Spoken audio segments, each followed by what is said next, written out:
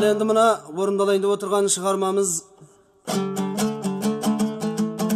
Шалбар Өмірзақ Қалбайұлы, Адай шежіресін жазушы, қазіргі тілмен айтқанда адай танушы,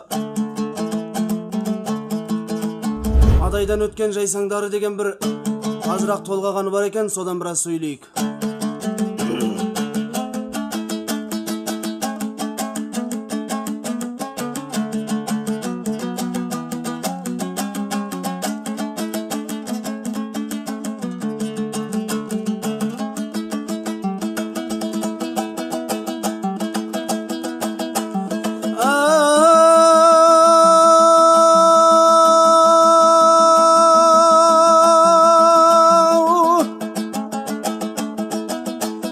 Ал бастасам біразырақ өз жайымнан, ескі сөз келген жерде ыңғайынан. Кіші жүз үш алшынның бірі болып, байылы 8 арыс адайымнан. Ал баласы Байғожаның атам Елтай, туылған адай едік анайыдан. Анадан айға жетпей жетім қалдық, тас түссе көрмек деген талайынан. Баласын Елтай бабам көрмей кеттау, асығыз ажал келіп құдайынан. Моншақты тазадайды бір емізіп, сипапты жас сәбидің ау маңдайынан. Таласып тазбен бірге емшегемі бәлей, адай таза танып тау сондайынан.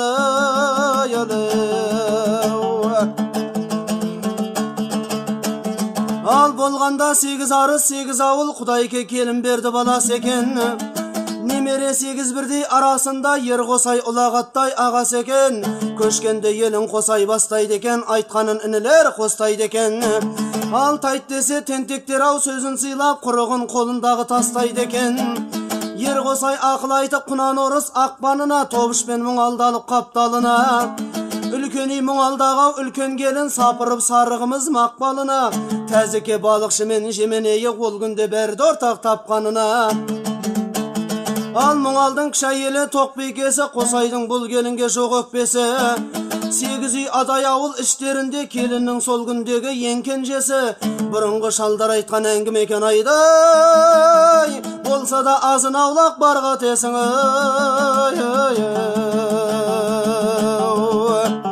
Ал тоқбике құрмет етіп ел ағасын, толтырып табақ толау сыбағасын. Жас сәби бәйімбетпен шоғы жаулы әдейі ертіп келіп 3 баласын. Иіліп түзе бүгіп қолын жайып, қосайдың алған екен ақ батасын. Ал батасы шалдың берген қабыл болып, 3 бала өсіп өніп ауыл болып. Байқасаң пірдөзінде бейдөзінде, бәйімбет шоғыменен жаулы болып. Қашаннан қара шаңырақ мұңалаулы, бәйімбет әлименен шоғы жаулы. Ербекет ұран болып адайыма, көп жанның құштарлықпен көңіл ауды.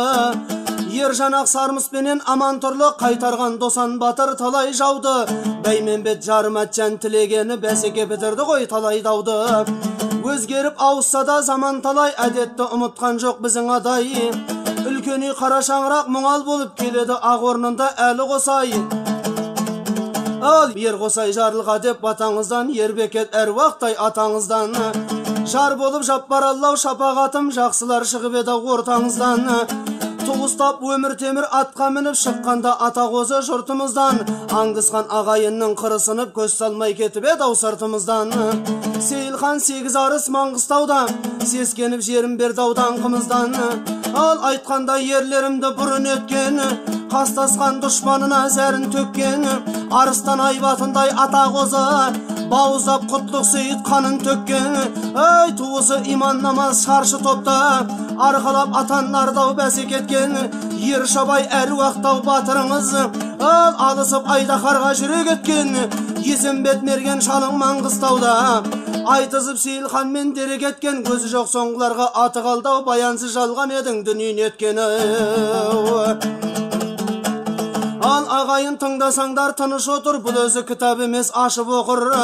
Қалмақтан меруерт сұлу қыза келіп, оралды олжалаған сармыс батыр. Шыдамай 80 жаста жауға шауып, шейіт боп қыз емшекте қармыс жатыр. Дұшпанға қуат иіп, аржы бермей, қармыстың кегін алған төлеп батыр.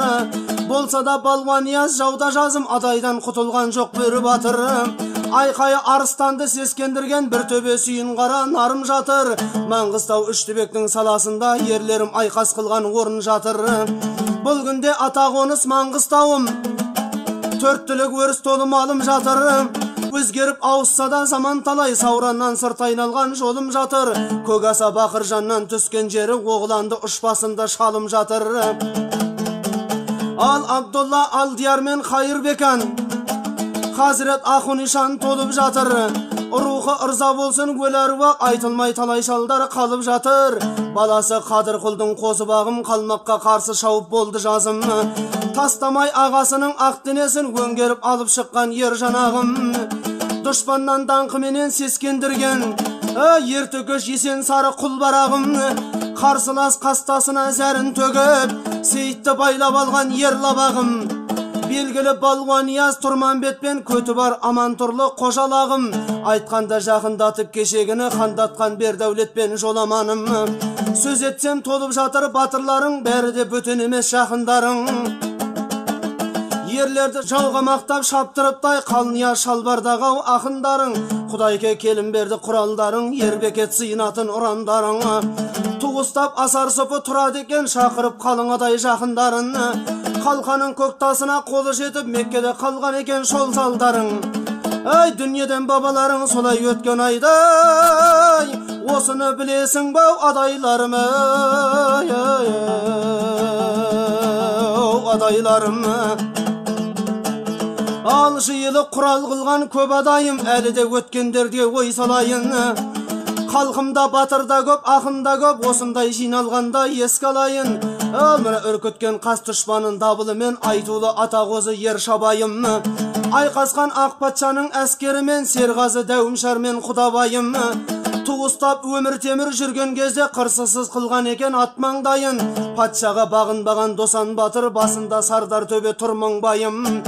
Бердібек сүгірменен Сақау батыр, қалайша біле тұра сөз қылмайын. Күресіп байғалмаған жерім бар ма? Барында Әли Балта түрікпен байым.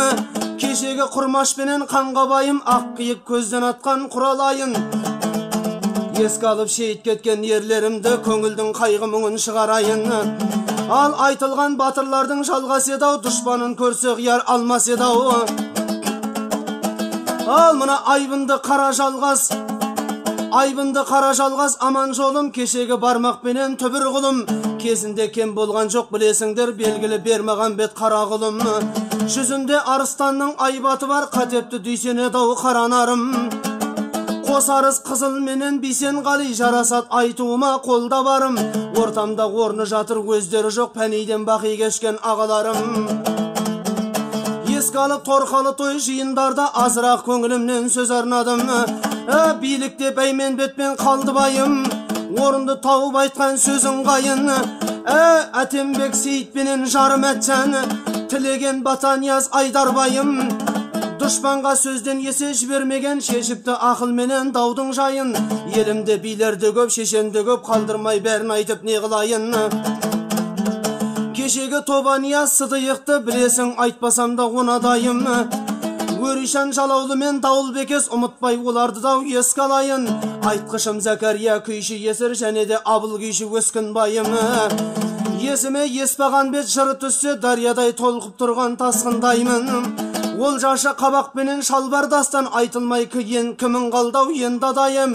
Байлықтан мұңат тілеп жолды байым, Санназар Омар Мәтек қойлы байым. Бурабек Сауытбек пен Матай Шолақ, Шамталпақ Әли Тауан өткіл байым. Қалқы үшін кәдек асар бір белгі жоқ айдай, дәріптеп несін айтып сөз қылайын.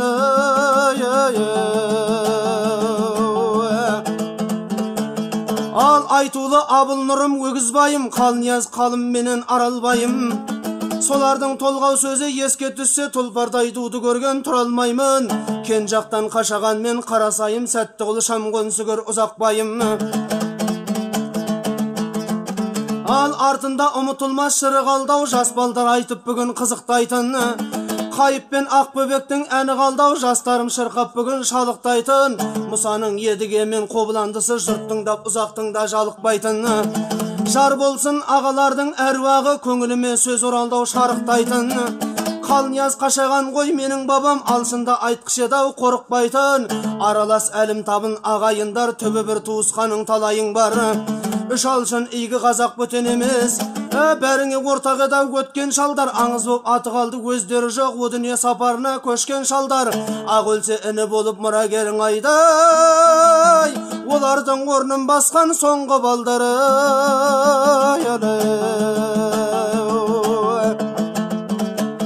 Ал қаумалап сөз тыңдаған аға іні, болса да ішін ара сөздің міне.